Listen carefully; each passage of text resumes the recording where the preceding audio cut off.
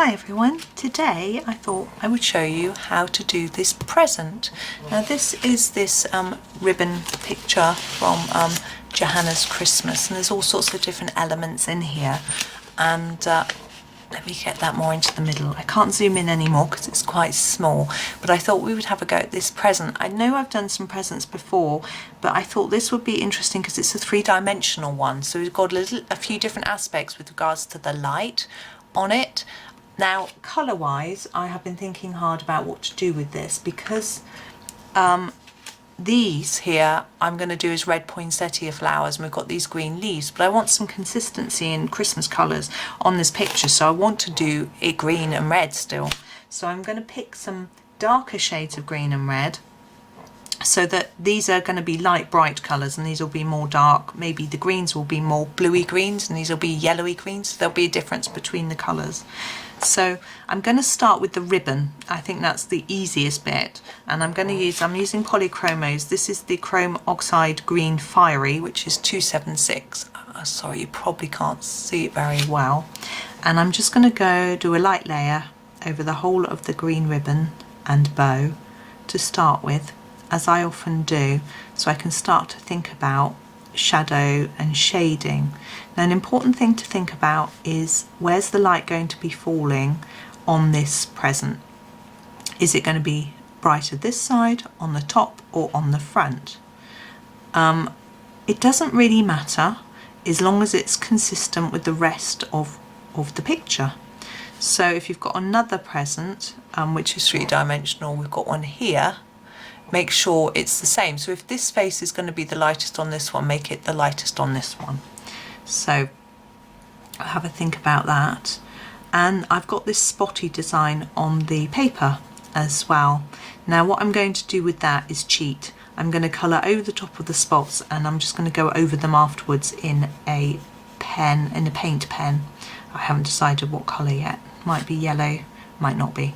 So to cop out and not think about the light too much, I'm going to start with the bow and do it darker in here where there will be shadow inside, and darker down here where it will be gathered and shaded under there, and darker here. You've seen me, if you've watched my previous videos, you've seen me do bows before, so we'll just add a bit of interest in there.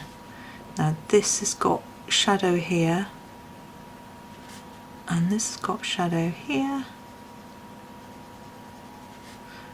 and that hasn't got much space. A little bit of dark there, and then a little bit darker in here, but not going as dark as in there. So we can still give the idea that there's light shining off the bow, but without still making sure that looks like it's darker. You can use several shades of green to really get the effect, and we might do that in a minute. I'm just marking out the basics to start with. Now I'm thinking I've done these shiny beads down here. This is in another video, and the light is hitting them from that side because they've got a shine on that edge. So let's do that with the present, which would mean the light would be hitting it from where the side we can't actually see. So that's a bit strange, isn't it? I'm not really sure. I think I'm going to do it so that the front, it's tilting forwards, I'm thinking. So it'll be a bit darker on this face, and these will be more exposed to the light. So I'm going to make this the brightest face, this the next brightest, and this one, no, this the darkest face, sorry, this the lightest face. So I'm still going to add in some shading here, but I'm going to keep that light, so that will be it on that one. This one's slightly darker, so it's got a little bit more, and then I'm going to get a darker pencil. This is number 158. You can see I've sharpened the number right away. I've got a feeling it doesn't matter. I'll put it in the description for you.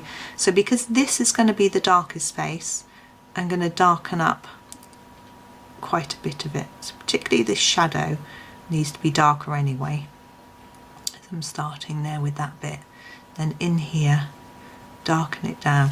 But I'm going to go down the whole thing, but keep it lighter here, less pressure in the middle, so we still keep that shade and shadow effect that we've put in, but just touch across all of it with this slightly darker shade. I'm going to go in there a bit darker. We want to keep that white there, so I just touched it really gently with the pencil. We can always add more, it's harder to take it away. That bit isn't very well defined, so I'm pushing harder there, a little bit there, a little bit here. And then we can see that definitely looks a little bit darker than these two, and it'll become more defined when we do the wrapping paper. I'm going to do this in a red, but these are going to be the more orangey reds. So I'm going to grab this really dark red. This is the middle cadmium red.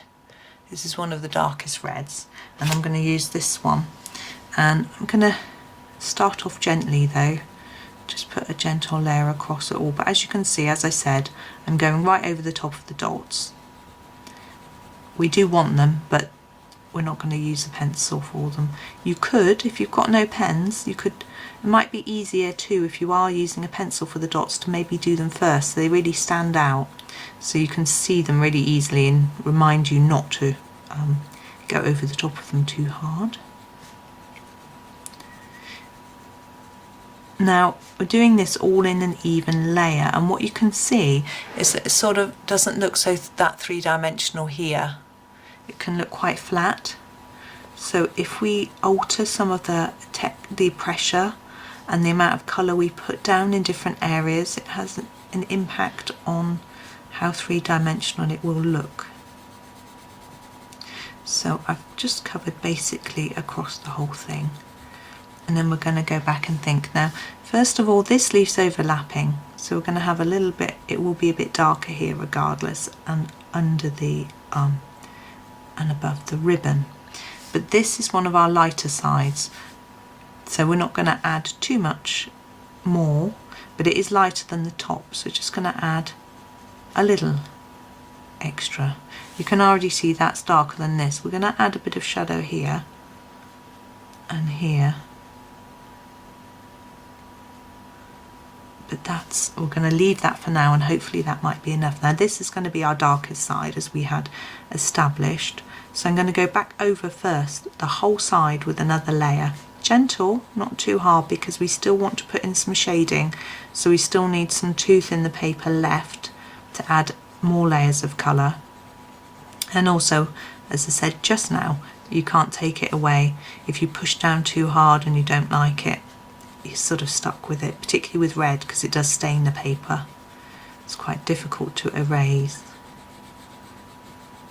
So now I'm thinking we're going to go in with some shading. So under here there will be shadow from the ribbon. I'm going to actually go all the way down the length of the ribbon and up here too.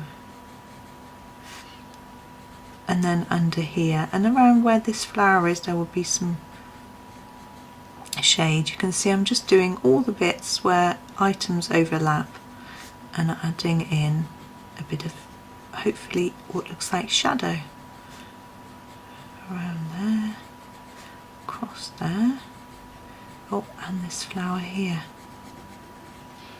But that's quite a harsh line there at the bottom, this line here, so I'm going to just blend it out a little bit. And I think that needs a bit more colour there and here. I'm just adding a bit more. Now I'm going to stop and just sit and look back. My chair makes a creaking noise, and think about where maybe we need to add just a little bit more. So just adding a little bit, a few more layers here and here.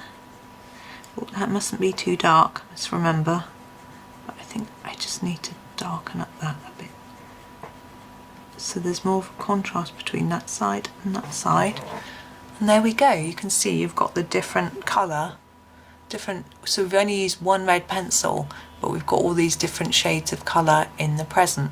Now you could go in with a lighter shade and fill in these gaps and darken up your colour, but because I'm using a lighter shade here, I don't want to do that.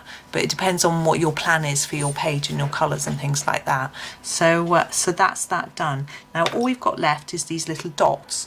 Now I'm going to use a yellow Posca for this. This is my PC1MR Posca. I think it's the smallest nib that you can get. Now you can't vary the tone, the amount of paint that goes on the page with this. We've just got to blob it on. We can't think this is going to be brighter or anything. It's just got to go on there. So we can't sort of mimic the light and shade that we were doing on the rest. But hopefully it will still work. Oh, I think I've missed one. Yeah. There we go. Now I haven't pressed too hard. I didn't want them to really jump off the page too much, like they were lights shining or anything like that. So that's that one. So I've done that like that. You could, as I say, you could have used a yellow pencil, and actually if you lay the pencil down quite hard with a lot of layers, don't press hard, but add lots of layers, it can burnish it into the paper, and then when you do the red, it's quite difficult to go over the top of it, because otherwise it will turn it into orange. So if you pressed quite a lot of layers down, that would help you. So there we do. There we go, sorry. There's our little parcel. I hope that's helped you thinking about a little bit more about three-dimensional shapes and how to do quite a simple shading job on them. So thank you for watching. Hope you enjoyed it, and happy colouring.